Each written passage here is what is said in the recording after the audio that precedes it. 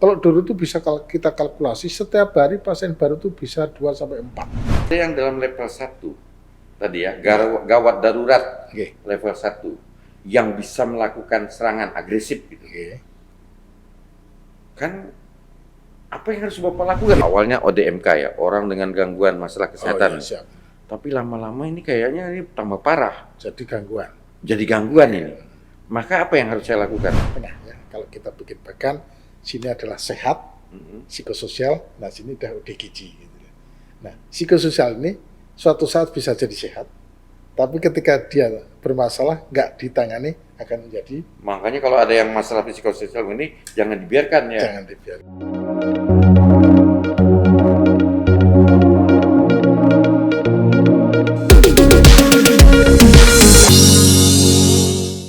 Assalamualaikum warahmatullahi wabarakatuh. Waalaikumsalam warahmatullahi wabarakatuh. Selamat berjumpa kembali dengan kanal Samarinda Design Hub. Dan malam ini, bukan malam ini ya, saat ini kita kedatangan tamu, bukan kedatangan, memang diundang secara khusus oleh SDH untuk berbagi cerita. Dan beliau ini penting kita hadirkan, tidak gampang juga untuk menghadirkan beliau ini. Pertama izin dengan bosnya, dia bekerja di sebuah organisasi atau di kelembagaan rumah sakit jiwa. Namanya Rumah Sakit Jiwa Atma Husada, ya betul? Atma Husada Mahakam. Atma Husada Mahakam. Kenapa kita hadirkan? Karena ternyata banyak yang tidak tahu bahwa persoalan kejiwaan itu persoalan penting. Lebih penting sebenarnya daripada kesehatan badan kalau mau diumpamakan. Kenapa? Karena badan sehat, kalau jiwanya sakit tidak ada artinya. Betul ya Pak ya? Itu tidak ada artinya. Jadi Dr. Jaya Mualimin tadi bercerita sebelum beliau direktur rumah sakitnya, kalau jiwa sakit, badan sehat itu tidak ada artinya. Kasar-kasarnya lebih baik jiwa sehat meskipun badan tidak terlalu sehat. Masih bisa beraktivitas, masih bisa mikir, masih bisa ingat ya, masih bisa bicara, masih bisa mengenali. Tetapi kawan-kawan, sahabatku semua, banyak orang yang abai terhadap persoalan kejiwaan. Sedangkan bangsa ini sejak dulu diingatkan harus menjadi bangsa yang sehat, jiwanya sehat, raganya. Ada kalimat syair di dalam Indonesia Raya, bangunlah jiwanya, bangunlah badannya. Jadi Indonesia ini membutuhkan putra-putranya, anak bangsanya yang jiwanya sehat, badannya sehat. Tapi seringkali kita lupa dengan kesehatan jiwa. Ada dua persoalan bicara soal kesehatan jiwa. Ada orang dengan masalah kejiwaan, betul ya Pak ya? Ada orang ODMK, orang dengan masalah kejiwaan.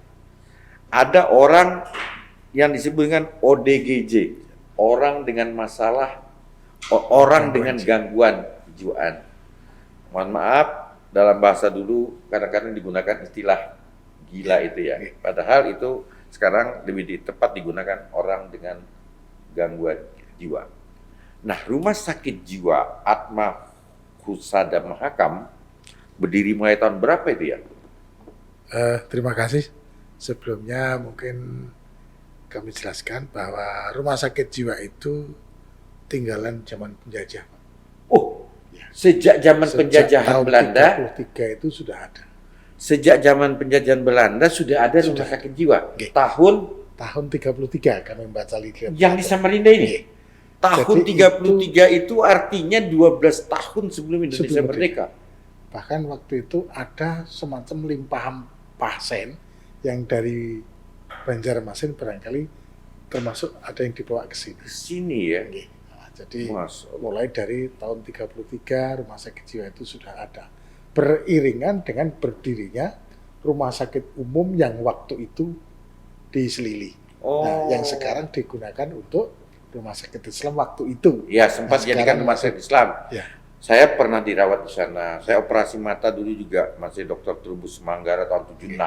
Itu di rumah sakit umum yang kemudian dibangun rumah sakit baru, Rumah Sakit Abdul Wahab Sarani, yang kita kenal sekarang, tipe A. dan rumah sakit umum itu kemudian menjadi rumah sakit Islam ya Pak Ya. ya.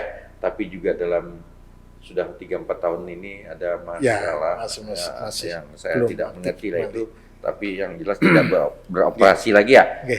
Tapi usia rumah sakit umum itu samalah dengan rumah sakit jiwa ini ya Pak ya, tahun 33. Ya, hampir berbarengan, cuman waktu itu barangkali belum menjadi sebuah rumah sakit. Ya oke. Hanya cuma sekitar Tapi itu rumah artinya Belanda itu menyadari betul betapa pentingnya masalah kejiwaan. perawat. Nggih, nggih, Pak. Jadi kalau bahasa kita ini, kalau Belanda saja perlu membangun sebuah pusat kesehatan untuk masalah kejiwaan yang bukan di negerinya Pak ya, dan itu tidak harus pasiennya orang Belanda kan, tapi juga orang Indonesia, orang Republik.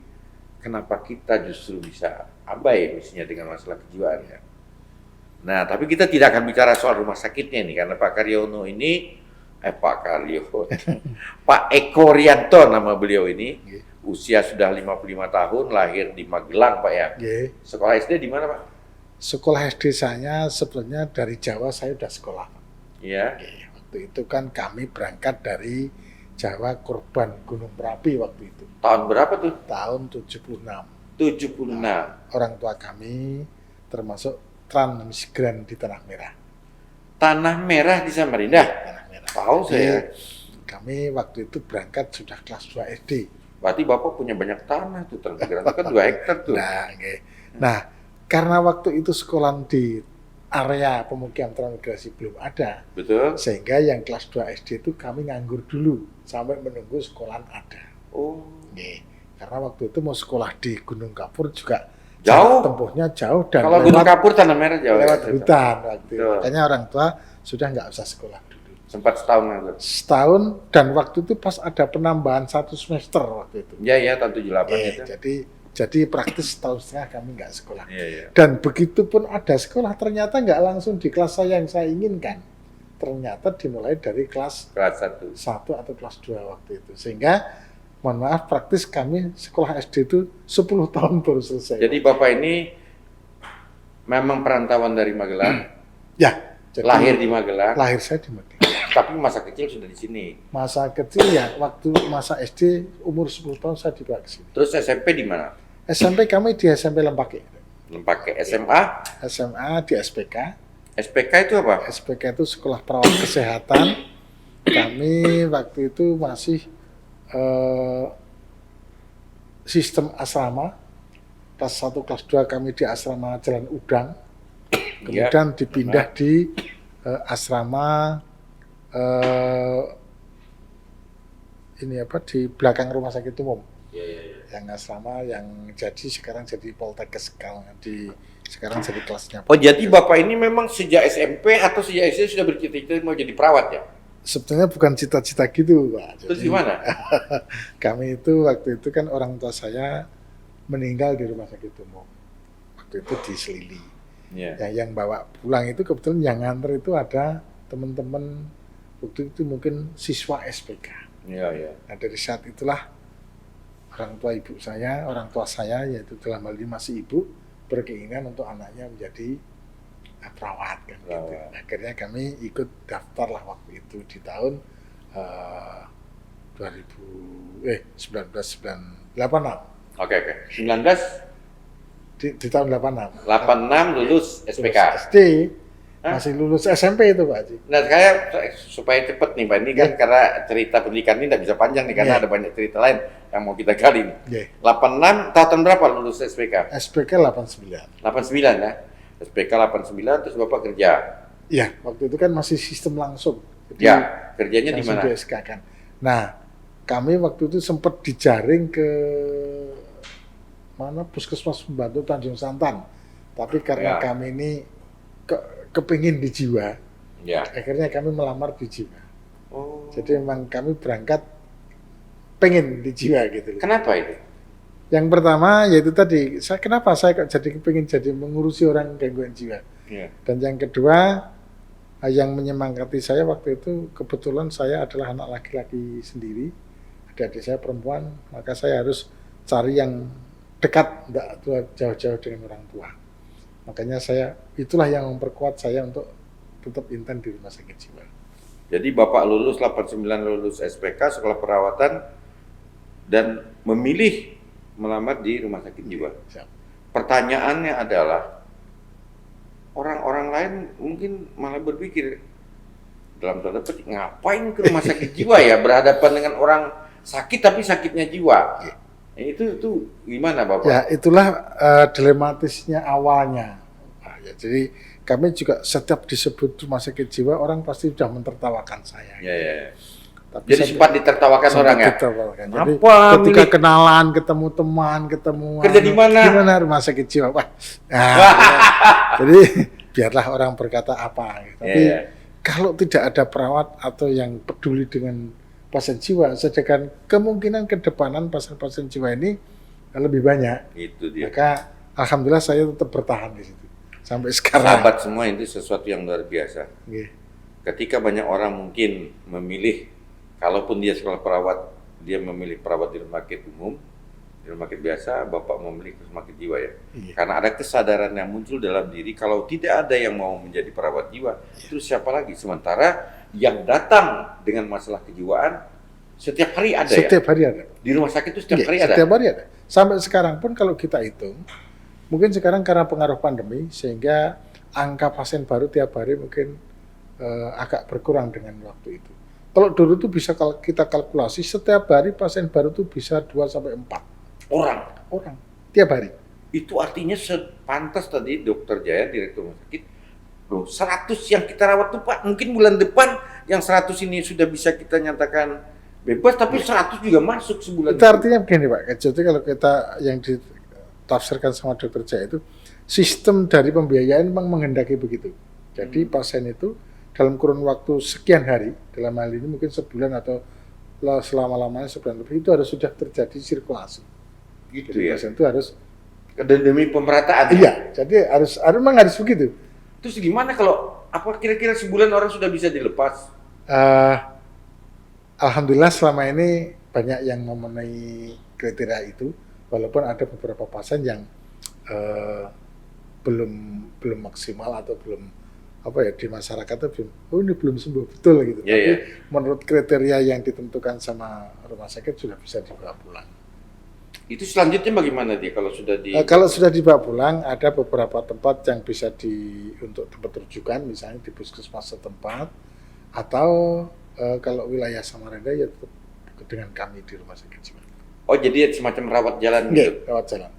Jadi untuk pertama keluar biasanya seminggu pertama kontrol dulu, dan berikutnya nanti akan diberikan obat untuk kalau yang di luar Samarinda bisa sebulan, bahkan bisa 2 bulan. Pak Eko, ini orang lebih dari 100 ya pasien di rumah sakit jiwa. Saya tidak bisa membayangkan bagaimana mengurusi itu, perawatnya berapa orang? Oke, siap.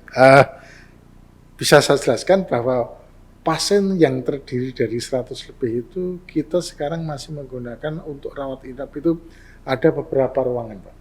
Jadi bukan hanya satu tempat 100 bukan. Jadi untuk bangsal laki-laki saja kita mempunyai 3 bangsal. Bangsal itu yang dulunya bahkan bisa menampung 100 orang, kita sekarang tidak sempit. Mungkin sekarang maksimal satu bangsal bisa 30, 20, bahkan ada yang 16 dan sebagainya. Sehingga nanti di sana ada 3 bangsal, misalnya bangsal Belibis, bangsal Elang, dan bangsal Glatek. Ini adalah tempat-tempat bangsal yang digunakan untuk merawat pasien-pasien laki-laki. Laki-laki. Kemudian yang untuk perempuan ada bangsal Pune namanya. Pune itu khusus untuk perempuan. Dengan pasien yang biasanya tidak lebih dari 30 orang. Bentar, saya tanya dulu. Kalau lihat jumlah bangsalnya berarti pasiennya lebih banyak laki-laki daripada perempuannya? Ya, betul sekali. Pasien laki-laki lebih banyak. Ini sahabat semua, hati-hati ini. Ternyata kita kaum lelaki lebih banyak masalah gangguan kejiwaan itu lebih banyak laki-laki pada perempuannya. Statistiknya memang begitu ya? Iya Pak. Jadi selama ini angkanya memang begitu.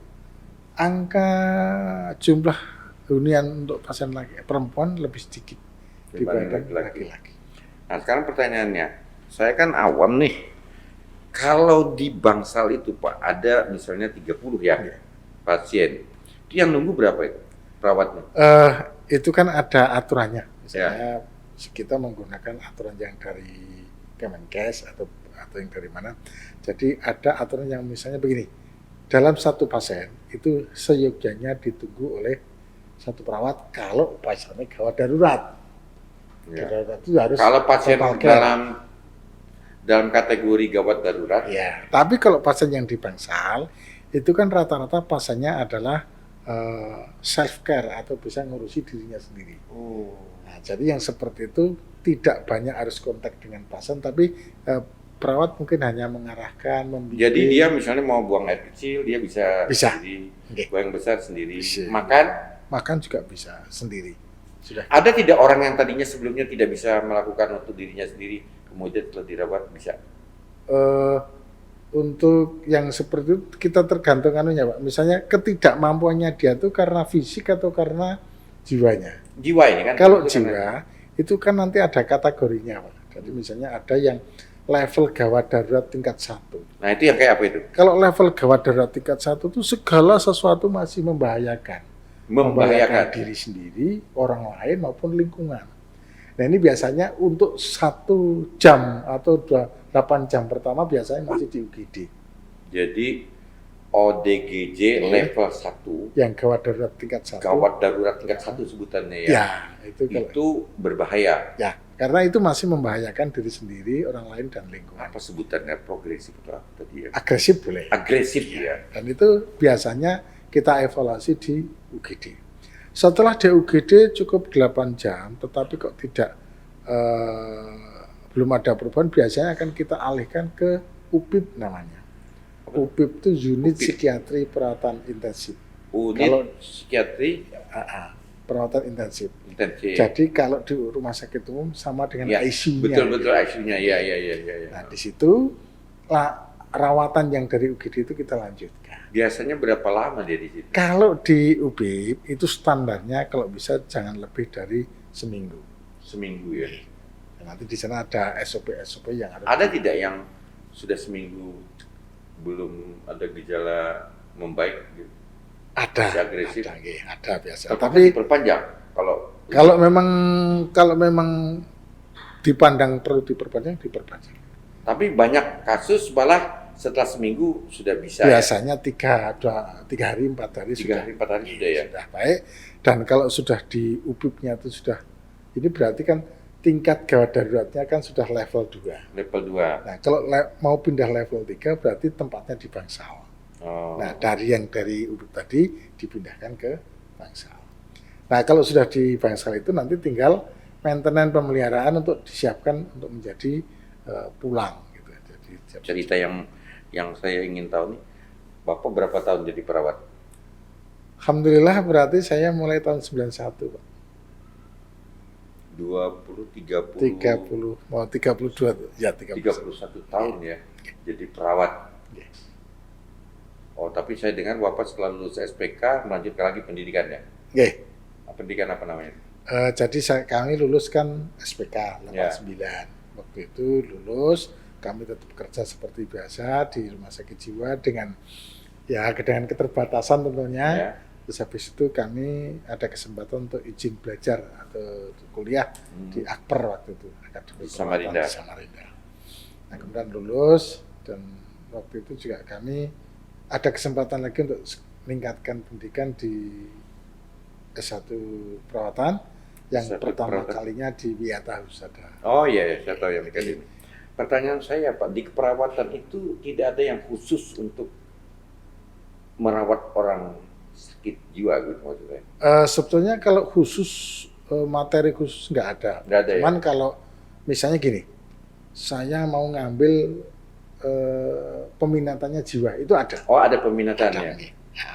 Coba pertanyaan saya begini, orang ada yang dalam level 1 tadi ya, gawat darurat Oke. level 1 yang bisa melakukan serangan agresif gitu. Oke. Kan apa yang harus Bapak lakukan itu kalau Jadi tiba-tiba kalau untuk teman-teman kita yang ditaruh di pasien yang level gawat darurat 1 Ya, yang di itu biasanya sudah punya sertifikat untuk gawat darurat psikiatri. Oh, jadi ada lagi Ada pendidikan lagi semacam kursus atau dan itu dibuktikan nanti dia akan mendapatkan sertifikat gawat darurat psikiatri. gawat darurat psikiatri. Jadi untuk Ada di sini pendidikannya. biasanya waktu saya dulu di luar Jawa, Pak. Di luar Kaltim. Di luar Kaltim. Di luar Kaltim di Jawa sana ya. Tapi kami teman-teman di sini berusaha mengakomodir untuk daripada kami yang harus ke Jawa biayanya lebih Tinggi kan. nggih. Mungkin kami teman-teman sempat dalam hal ini Atma Husada mendatangkan narasumbernya. Lembaga sertifikasinya ya. Nggih, narasumbernya untuk diadakan pelatihan di tempat kita. Jadi biasanya setiap tahun kita insya Allah mengadakan itu untuk re-update kembali. Saya mau tanya, Bapak ini kan 31 tahun merawat orang dalam tanda petik kan gangguan kejiwaan nih kan ya. Ya. Pernah nggak diserang? Ya, saya kira itu hal yang biasa, Pak, saya kira. Jadi pernah ya? Ya, pernah. Misalnya mau dipukul gitu atau sudah dipukul? Ya, biasa dipukul, kena pukulan apalah yang dulu waktu di era-era awal-awalnya, awal di 90 sampai tahun 2000 itu ya masih pasien kita kesannya agresif-agresif karena kebetulan waktu itu yang jaga lebih sedikit, pasiennya banyak. Sehingga ya kemungkinan seperti itu tetap ada. Ya kesenggol ya, yang biasa. Kalau kesenggol apa-apa, maksudnya dipukul gitu. Ya, saya kira ada. Pernah ya? Nggih, pernah. Dan itu hampir semua perawat kadang-kadang pernah mengalami. Saya kira nggih. Karena dan tidak bisa berbuat apa-apa orang ini memang. Nggak boleh, memang pasien kan. Ya itu. Pasien. Jadi paling kita menghindar aja. Kalau tidak menghindar ya gimana caranya kita tanggulangi supaya tidak membahayakan lagi ke orang lain. Biasanya kita lakukan restraint atau penyikatan. Oh, penyikatan gitu ya? Diikat ya. Oh, diikat. Oh. Tapi sebelum diikat bisa juga diisolasi. Diisolasi di ruang tertentu ya. Jadi kalau di gawat darurat kebetulan seperti itu. Nah, kebetulan kemarin di era tahun 2004 sampai dengan 2016 saya banyak di gawat darurat di UGD waktu itu. Bapak malah di gawat darurat ya? Wah. Nah sekarang ini sudah umur, barangkali sama pimpinan saya dipindah. Itu selain misalnya ya fisik lah mungkin diganggu, ya mungkin pukulannya juga tidak sekuat pukulan orang petinju ya, karena dia kan tidak dalam kondisi yang sadar mau memukul kan.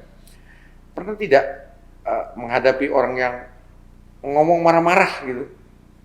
Ya pasien-pasien yang gawat darurat psikiatrinya tinggi atau level 1 biasanya semuanya kan ya tindakannya ngaco. Tindakannya kacau, omongannya juga kacau ya? Iya, semuanya ngaco. Kalau omongan kacau gitu terus gimana jadinya? Ya artinya gini, kita punya SOP, apapun yang diomongin sama pasien kita tetap dengarkan aja. Didengarkan ya? Iya, nggak usah diikutin. Kalau diikutin ya akhirnya jadi saut-sautan yang kurang pas kan gitu ya. Luar biasa itu. Akhirnya, kalau disautin dia juga nggak ngerti ya? disautin sama aja kita sakit juga. Tapi kalau maksud saya gini, kalau mereka disautin, mereka punya kesadaran nggak? Ada nggak sadar? Hal-hal yang perlu disautin kan misalnya gini Pak, misalnya salam. Itu kalau disautin kan dia senang. Atau dia oh dia biasa mengucapkan ya salam? Ada yang ngelantur-ngelantur kan ada yang Assalamualaikum gitu ya. Iya. Dan kita balas saja kalau itu ya. Balas. Tapi ketika dia sudah nanya yang mohon maaf itu adalah hasil dari tadi dikatakan Dr. Jaya, hasil dari isi halusinasinya, mungkin kita tidak yakin harus, atau isi wahamnya, ya kita tidak harus melayani yang seperti itu. Ada nggak yang cerita justru soal masalah cinta gitu? Ada, ya, ada ya? Banyak. Ada yang masalah cinta, ada yang masalah misalnya waham jadi kiai, waham jadi artis besar. Sebentar dulu, waham itu apa sih? Waham itu suatu anggapan yang dia yakini, tapi tidak sesuai dengan kenyataan yang ada di diri. Dia menjadikan dirinya seperti itu. Iya. Nah, waham itu nanti ada waham kebesaran, merasa dirinya raja. Ada waham keagamaan, merasa jadi ustadz besar. Ada itu ya? Ada. Jadi dia keluarnya juga suka ceramah. Iya, ya logatnya ya kayak ceramah. Tapi tidak terstruktur kalimatnya gitu ya. Namanya juga gangguan kan. Iya. Ada juga yang waham curiga. Jadi dia curiga terus bawaannya. Bawaannya curiga terus dengan siapa aja. Termasuk dengan perawatnya. Iya. Masuk. termasuk orang rumah. Makanya pasien-pasien dengan waham kalau tidak kita jelaskan, nanti di rumahnya akan terkondisikan jadi curiga semua. Gitu. Karena memang berangkat dari pasien itu sendiri yang punya waham. Makanya kita harus kondisikan keluarganya kecurigaan pasien ini adalah penyakitnya, sehingga kita tidak harus Menanggapi. iya seperti itu. Jadi kalau ada lagi yang waham dirinya merasa sakit, ada yang gitu. Pak, saya ini perutnya ada pakunya, Paku. saya ini. Nah, padahal diperiksa dengan seksama nggak ada apa-apanya. Ini adalah jenis-jenis waham dan sebagainya. Sebutannya waham ya. Waham. Tapi yang sering populer di masyarakat adalah waham-waham kebesaran. Oh, dia merasa jadi Ya, orang besar, jadi raja, pejabat. merasa pejabat. Waham jadi artis ada nggak? Ada Penyanyi kan? gitu? Iya, itu kan termasuk waham kebesaran. Ada itu? Megaloman. Oh, waham kebesaran namanya itu? Iya. Ada yang jadi penyanyi gitu? Ada, Suka apalagi nyanyi waktu gitu? itu kan tempat kami ada grup musik yang memang kita kondisikan untuk pasien-pasien kita bisa menggali kemampuannya bermusik. Yang main siapa itu? Yang main petugas, tapi Petugas, nanti memberikan kesempatan untuk pasien nyanyi. dan sebagainya. Ada yang Ada. nyanyi? Bisa. Bisa? Ya, bisa. Ya, bisanya ala pasien. mereka ya? Oke. Masya Allah. Alhamdulillah. Tapi Saya itu Pak berkali-kali sudah punya keinginan untuk nengok di nanti sana. kapan Pak Tapi Haji bisa ke takut sana saya. nanti tak jemput ya. Takut, enggak apa-apa Pak ya, aman ya. Kita main ke sana. Jangan dibawa yang darurat, gawat darurat. Oh, takut saya. enggak usah. Nanti kita bawa. Terus gimana kalau ditegur-tegur? Kenapa? Bisa enggak kita jadi pengunjung ditegur-tegur mereka gitu? Sekarang ini karena pandemi, kegiatan pasien itu kan dibatasi, Pak. Oh, Jadi pasien-pasien ini ya mohon maaf lebih banyak di kamar, ruangan atau di kamar. ruangan. Karena untuk membatasi dengan orang-orang yang dari luar. Jadi mereka habis aktivitas ya masuk kamar lagi gitu kan. Beda dengan dulu. Dulu kan kegiatannya terstruktur. Hari ini misalnya senam, besok ada apa dan sebagainya. Jadi ada kegiatan gitu, ada kegiatan Ada. Kalau di namanya unit rehabilitasi itu sudah terjadwal ada senam, ada pertukangan, ada perkebunan. Bahkan ada life skill gitu ya? Nggih, ada. Walaupun ya sederhana karena Ya sederhana sesuai dengan ini yang tidak sesuai dengan kegiatan keagamaan. keagamaan ada. Bahkan kami kerjasama dengan Departemen Agama. Mereka teman dari Depak itu meluangkan waktunya untuk hari Jumat atau Kamis gitu lah mereka ada kasih. Oke, itu kegiatan. Pertanyaan Iya. saya sekarang begini, Pak. Saya punya keluarga misalnya ini. Nggih. Saya melihat ini awal-awalnya ODMK ya, orang dengan gangguan masalah kesehatan. Oh, iya, siap. Tapi lama-lama ini kayaknya ini tambah parah. Jadi gangguan. Jadi gangguan ini. Maka apa yang harus saya lakukan kalau saya punya keluarga begitu? Ketika orang itu sudah, kalau gangguan itu kan proses pikirnya sudah berubah, bicaranya berubah, outcome-nya atau hasil kinerjanya juga sudah tidak memuaskan orang lain. Ya. Nah, yang seperti ini harusnya sudah dirawat atau dibawa ke rumah sakit. Bawa ke rumah sakit. Ke rumah sakit. Harus pakai rujukan. Eh, Kan kalau mohon maaf nih, kalau kayak kita rumah sakit umum tuh harus ke puskesmas dulu. Oke. Kalau kebetulan rumah sakit kami ini adalah rumah sakit tipe A khusus jiwa ya. Tipe A khusus. Oke, jadi memang harus ada rujukan dari fasilitas kesehatan sebelumnya. Nah, kalau di sini di mana? Tapi kalau untuk gawat darurat biasanya bisa. Bisa ya. Artinya rujukan itu nanti bisa dikondisikan. Yang penting gawat daruratnya kita tolong dulu. Contoh begini, tengah-tengah malam ada orang bunuh diri, mau bunuh diri. Ya. Jangan dikira orang bunuh diri itu bukan gangguan jiwa. Ini juga bagian dari gangguan jiwa. Iya. Nah, kalau ini nunggu rujukan, kan lebih berbahaya akibatnya. Betul, ya. Nah, makanya yang seperti itu bisa dibawa ke rumah kami dulu, nanti sambil dibicarakan selanjutnya seperti apa. Yang itu masuk ke dalam kategori gawat darurat. Sekarang orang itu taruhlah ternyata memang harus dirawat. Bayar itu. Kami kalau ada jaminan, nggak bayar. Jaminan dalam hal ini yang dianjurkan adalah BPJS kan. BPJS termasuk yang mengcover itu ya? BPJS. Orang dengan gangguan Nggih. jiwa itu. Asal sesuai dengan prosedurnya, yaitu biasanya BPJS minta ada rujukan dari puskesmas, kemudian naik ke rumah sakit tingkat. Tapi itu bisa diurus belakangan kan? Kalau tadi gawat Kalau darurat gawat kan? darurat bisa. Iya kan? Nah, biasanya seperti itu. Oke. Jadi saya paham lah. Oke. Nah, sekarang ada keluarga atau kita melihat di lingkungan ada begitu. Nggih. Kan mohon maaf Pak ya, biasa di lingkungan ada orang-orang yang dengan gangguan jiwa ya. Orang takut-takut, Nggih. melintas takut, apa Iya. takut. Itu seperti bagaimana mestinya itu? Mestinya itu bisa dibawa ya Saya beberapa kali sering mendapat telepon dari masyarakat. masyarakat ya. Jadi, Pak Eko, ini gimana, ada pasien atau DGJ ngamuk di jalanan? Eh, Sesuai dengan lingkungannya itu di mana. Jadi Iya. di situ harus bertanggung jawab. Iya. Contohnya misalnya di daerah sini. Iya. Nah, RT di sini harus bertanggung jawab untuk mengamankan itu. Contohnya gimana? Saya nggak mampu, Pak. Silahkan koordinasi dengan keamanan. Misalnya Pihak untuk tahap Iya. pertama dengan keamanan ya, Dalam karena hal ini daripada bisa dengan membahayakan. Satpol PP Iya, atau iya. dengan polisi. Nah, seperti itu. Yang penting aman dulu. Aman dulu Nah, ya. setelah itu baru ada yang menguruskan untuk jaminannya. Yang sering terjadi adalah ketika disuruh ngurus jaminannya, Pak. Ini yang terjadi di masyarakat, yang kadang-kadang kamu aja kan Iya, gitu ya. iya. Ini yang terjadi, sering repotnya seperti itu.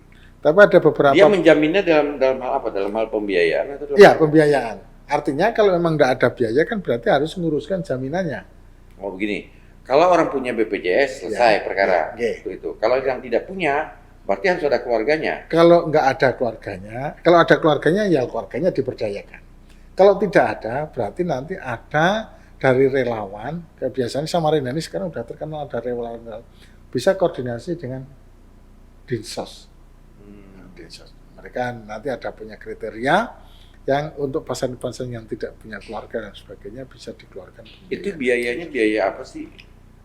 Untuk biaya ya yang jelas biasa biaya, misalnya kalau pasien nginap ya Pak ya, itu pendaftaran. Nanti Biaya ada pendaftaran, biaya nginap, obat, biaya nginap, dan obat. sebagainya. Jadi Mahal kan? ada akomodasi. Mahal. Kalau sekarang ini relatif lebih mahal walaupun kalau dibanding dengan Karena ini tipe A ya rumah Iya. sakitnya. kalau dibanding dengan rumah sakit fisik ya nggak ada apa-apanya. Tapi sekarang saya tanya-tanya lah ini, kan hanya buat pengetahuan kita bersama ya sahabat. Itu berapa kira-kira per hari Untuk biaya perawatan? kalau untuk kelas 3 yang Ya, paling kelas 3 ya. nggih, itu 250 Ribu ya. kalau belum ada kenaikan. Nggih. Untuk kelas 2 350 kah? Nah, ya. Nggih. Ya oke lah, murah lah itu kan. Ya. Orang bayar Artinya hotel gini, aja mahal. Artinya karena kebetulan sakit atau ODGJ itu kan tidak sehari 2 hari sembuh biasanya. Nggih. Artinya kan bisa seminggu, bisa 10 hari. Beda dengan rumah sakit fisik yang mungkin demam itu 2-3 hari Iya. sembuh. Nah, gitu. Pak, itu ODGJ ada nggak yang misalnya ada kasus masuk ODGJ ya ditangani yang seminggu bisa selesai, bisa dikembalikan, ada? Ada. Jadi Ada ya? ada yang 2-3 hari sudah kelihatan bagus ya kembalikan saja, nggak ada masalah saya kira. Ini contohnya ada nggak? Contoh saya nggak ngerti betul nih contoh kasus Oke. orang yang ODGJ tapi seminggu sudah bisa, misalnya dalam perkara yang bagaimana? Oke. Contohnya gini misalnya yang sering terjadi itu ada dia mengalami mungkin stres situasi kerjaan. Ya, stres ya. Misalnya kan. Nah, mereka begitu dirawat Biasanya gejalanya apa tuh Pak? Teriak-teriak gitu? biasanya ngomongnya ngelantur, Pak. Ngantuk, ngomong ngantuk. Nanti teman-temannya tuh, Pak, dia kalau diperintah ini nggak relevan, lain yang diperintah, lain yang dikerjakan, gitu. Nah, itu nanti di cross check dengan keluarganya di rumah baik-baik aja Pak, cuman dia tuh mungkin linglung, banyak tidur. Ada kasus-kasus gitu Pak ya? Banyak seperti itu. Yang Akhirnya, tidak tahu gitu seperti orang pikun ada? Apa kalau untuk orang pikun ini kan biasanya yang umurnya sudah ya maksud saya bukan yang umur lansia ya. ada Pak. Ada usia 30 tahun, Ada, tapi dia kemudian seakan-akan kehilangan ingatan. Ada ya? Ada. Jadi ketika dia masuk, ada beberapa waktu yang lalu, saya kebetulan ada di depan, jadi pasien itu masih muda, belum ada 40 tahun, tapi dia sudah kehilangan semangat, di rumahnya udah diem saja, udah nggak mau ngurus diri, dalam hal ini nggak mau mandi, nggak mau makan, nggak mau ganti baju, diem saja, akhirnya dibawa ke rumah sakit, ya diem saja, ya seperti itu. Dibawa dirawat inap, nggak sampai 10 hari, alhamdulillah sudah. Begitu ketemu pulang sudah normal, bisa komunikasi. Jadi kalau kita menemukan keluarga kita ada yang mengalami yang punya masalah-masalah kejiwaan seperti itu. Nggih. Tadinya normal, kemudian tidak mau bicara, tidak mau mengurus dirinya sendiri juga tidak mau ya, Nggih. mandi tidak mau. Itu sebaiknya harus dikonsultasikan Iya, sama sebaiknya jiwa ya ya. konsultasi. Karena peluang untuk sembuh nyatanya banyak juga Masih kan? ada. Bisa begitu ya. Banyak masih ada perubahan. Semakin cepat semakin Baik ya. makin baik. Tapi kalau yang sampai dipasung puluhan tahun Nah, itu, kalau pasang itu beda lagi masalah. ada kasusnya nggak? Kita dulu di era tahun 2013 dan seterusnya, kita sudah pernah mencanangkan bebas pasung. Bebas Pak. Samarinda atau Kaltim bebas pasung. Bahkan waktu itu termasuk Wakil Gubernur Bapak Farid Suwadi yang ikut Budgetnya. mencanangkan bebas pasung. Beliau turun tangan langsung, kita bareng-bareng ngambil simbolis mematah tali pasung sama pasien-pasien waktu itu. Ada pada waktu itu ya. Ada. Bahkan sampai sekarang pun kalau di luar Samarinda masih banyak. Di Artinya pasung itu daerah, kan ya. pasung itu kan bukan berarti di rantai itu, Pak. Ya, Dikurung pun sudah termasuk kategori pasung. dia boleh keluar rumah, Nggak boleh keluar rumah. nggak boleh Atau- keluar kamar. Nggih. Bahkan saya dengar kabar di daerah Lempake, itu ada pasien yang diusikan di kebun. Masa Allah. Pasiennya memang enjoy di kebun. Enjoy dia di sana. Enjoy, tidak masalah. Bahkan dia lebih enjoy di kebun daripada di rumah. Terus makan. Tapi ini adalah bagian dari tindakan pasung. pasung itu sebenarnya. Makanya termasuk ya. ditransfer sama keluarganya. Tiap hari dikasih. Hari gitu. Ini sebetulnya adalah bagian dari pasungan. Karena pasung itu sendiri bukan berarti yang dikekang ya, dengan zaman kayu dulu dan gitu ya. termasuk membatasi gerakannya, nggak boleh bergaul dengan sesama yang lain, dibatasi itu juga termasuk pemasukan. Jadi kalau kita cari masih ada yang seperti itu, masih ada yang cuma di kamar aja, ada yang ditaruh di kebun, ada yang taruh di keluarganya yang asing dan lain sebagainya, itu masih ada. Ada enggak masalah-masalah misalnya kasusnya orang yang tidak bisa mengurus diri sendiri itu kemudian buang airnya sembarangan? Kalau sudah di rumah sakit, kalau di jalanan mungkin masih ada, Pak ya. Kalau di rumah sakit, Kalau di rumah sakit kita kondisikan untuk didik untuk bisa layaknya manusia yang seperti biasa. Ya. dan itu bisa ya. Dan alhamdulillah bisa. Kami pernah punya temu pasien itu sudah dipasung berbulan-bulan bahkan sampai lumut ya di badan itu. Masuk. Begitu bawa ke rumah sakit, ngomong aja udah nggak bisa. Ngomong udah nggak bisa, dari bahasa isyarat semuanya. Kita tangani, kita rawat sebagaimana mestinya, dalam kurun waktu 4 bulan normal bisa ngomong lagi. Bisa ngomong lagi. Bisa ngomong lagi. Karena ini telah Dan bisa mengurus diri sendiri. bisa. HIW-nya artikulasinya kan diperjelas lagi. Mandi bisa. Mandi bisa, pakai baju lagi, ganteng lagi. Oh, masuk. Karena waktu itu keterbatasan keluarganya yang mungkin tidak punya waktu, tidak punya pengetahuan, akhirnya itu tadi daripada membahayakan tetangga dipasung. Nah, ditemukanlah sama adik-adik mahasiswa yang lagi PKL. Nah, terus koordinasi dengan kami, diterimalah ke tempat kami, kita rawat sebagaimana biasanya dalam kurun waktu kalau nggak salah 3-4 bulan. Kebetulan saya sendiri yang ikut terlibat di dalamnya bisa ngomong lagi. Ya, luar biasa, keluarganya senang sekali. Luar biasa ya. Jadi Pak Eko Rianto ya, satu di antara lebih dari 100 perawat di sana. Insya Allah. Okay. Sudah 31 tahun beliau, 91 ya 31 tahun lebih menjadi perawat untuk orang-orang dengan gangguan jiwa ya. Karena kalau sudah di rumah sakit sudah orang dengan gangguan jiwa ya. Kalau orang dengan masalah kejiwaan mesti tidak di rumah sakit. Masalah ya. kejiwaan Masih. atau kalau saya biasa katakan itu dengan masalah psikososial. Psikososial. Jadi kalau saya lebih Kalau itu hanya di konsultasi, diberikan terapi. psikososial itu bisa konsultasi di depan atau bahkan bisa di rumah. Psikososial itu misalnya kan kalau di kampung itu ada yang ditolak pacar, ya, ditolak saat lamaran, putus hubungan kerja, atau punya masalah yang masih seperti itu. Tapi ketika tidak ditangani, nanti tuh, ini kan banyak orang yang kehilangan pekerjaan, diputus pacar, pisah sama istri. Tapi kan tidak masalah dengan kejiwaan. Tapi ada yang masalah dengan kejiwaan. Ketika masalah itu dirinya sendiri tidak bisa mengendalikan karena jiwa itu kan Biasanya apa itu Pak? Biasanya diem gitu. nah, biasanya dia Ya. biasanya kan jadi mohon maaf larinya ada yang minum-minuman kalau anak-anak muda kan Oh, iya. ada yang obat-obatan tadi dibahas sama Dr. Jaya. Jadi orang-orang yang minum minuman keras atau obat-obatan itu bisa terjadi karena persoalan kejiwaan Karena psikososial tadi. psikososial namanya. Karena psikososial itu di tengah-tengah ya. Kalau kita bikin bahkan sini adalah sehat, psikososial, nah sini udah ODGJ gitu.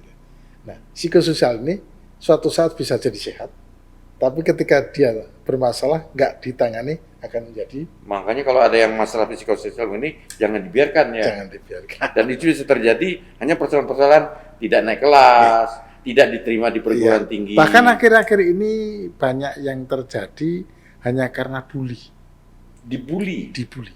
Saya beberapa bulan yang lalu, waktu baru-barunya di poliklinik itu banyak anak-anak kita yang usianya masih SMA atau kuliah tahun semester pertama atau kedua, timbulnya masalah seperti itu berangkat dari ketika dia dibully waktu mungkin ada yang SD, ada yang SMP, ada yang SMP. Berarti dia korban. Ya, banyak ya. Jadi sahabat ini penting juga nih, jangan sampai ada kita Yeah. melakukan bully terhadap seseorang ya, Ya. karena itu berbahaya bagi Berbahaya. jiwa yang Sangat, bersangkutan. karena tumbuh kembang seseorang kan berbeda-beda. Perasaan Termasuk orang body shaming apa itu yang kemudian suka membuli fisiknya itu termasuk Ya. itu ya, ya. menyebut Itu cacatnya Nah, gitu. itu kan tidak boleh. nggak boleh. Itu bahaya Nggak itu. boleh.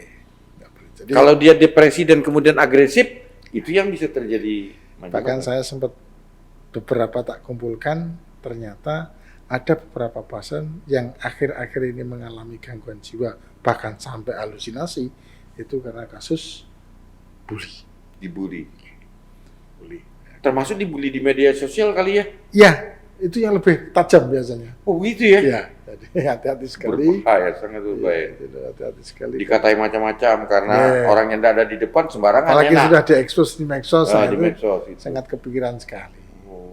Jadi hati-hati sekali. Ini penting ini, ternyata teman-teman perlu tahu, sahabat perlu tahu bahwa membuli seseorang meskipun itu apalagi di media sosial yang dibaca banyak orang, Iya. itu berbahaya bagi yang bersangkutan.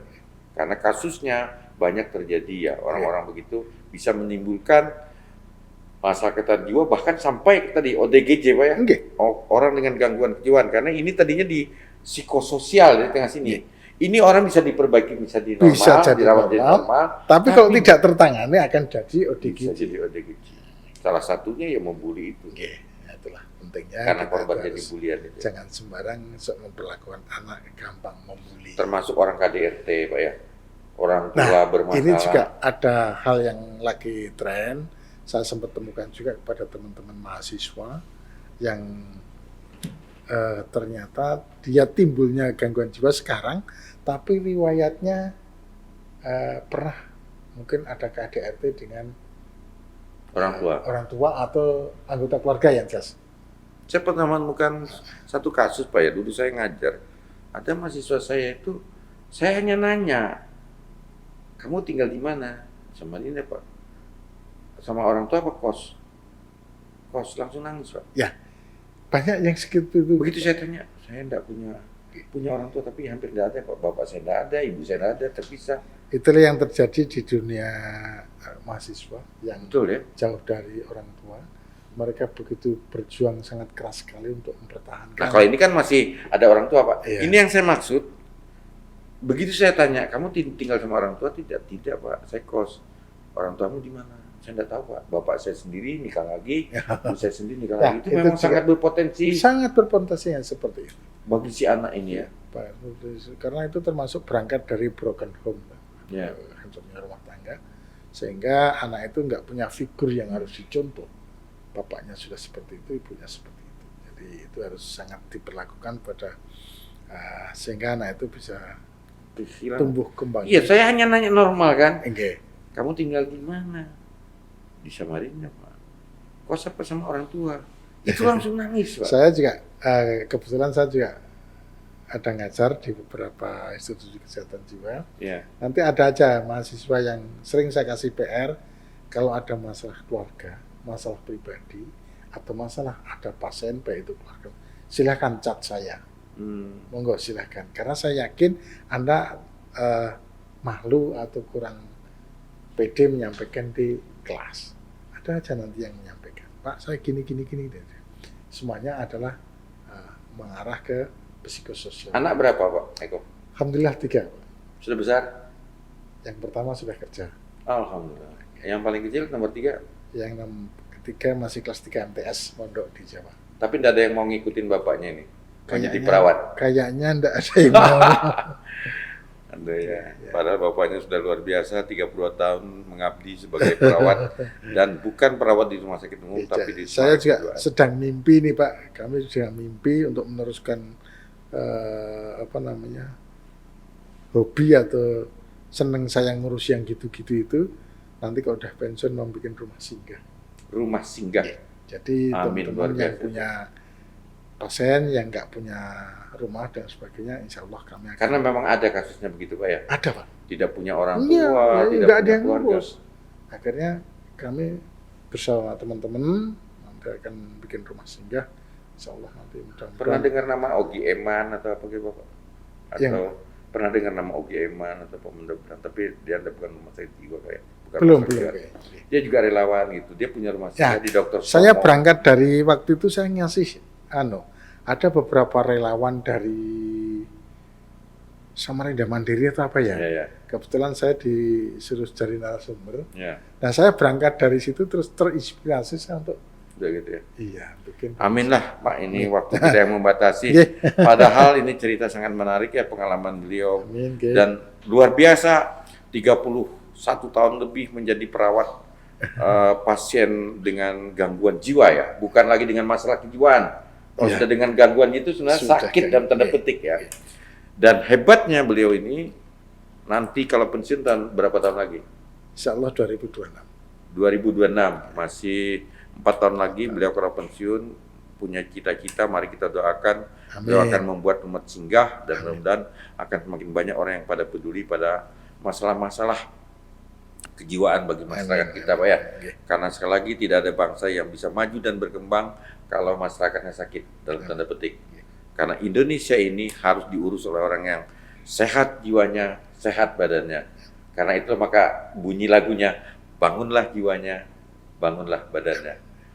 Sahabat semua, mudah-mudahan apa yang kita bicarakan ini bermanfaat buat kita semua dan jangan pernah takut. Dimanapun Anda berada, di Jakarta, di Bandung, di Tangerang, Jogja, dimanapun di Indonesia Pak ya, selalu ada rumah sakit jiwa. Dan datanglah berkonsultasi ke sana bila mana menghadapi punya masalah baik diri sendiri maupun sahabat keluarga. Bila punya masalah kejiwaan berkonsultasi dulu, tapi kalau lebih dari masalah kejiwaan, lebih dari psikososial, sudah gangguan jiwa, langsung saja ke rumah sakit. Jangan dibiarkan karena menurut Pak Eko, kalau dibiarkan berlarut-larut malah menyulitkan penyembuhannya. Lebih lama prosesnya. Lebih lama prosesnya. Mudah-mudahan sehat Pak. Amin. Ya, mudah-mudahan sehat karena tenaga Bapak dibutuhkan, diperlukan, dan mudah-mudahan kawan semua juga sehat dan apa yang kita bicarakan hari ini bermanfaat untuk diri kita dan untuk bangsa kita.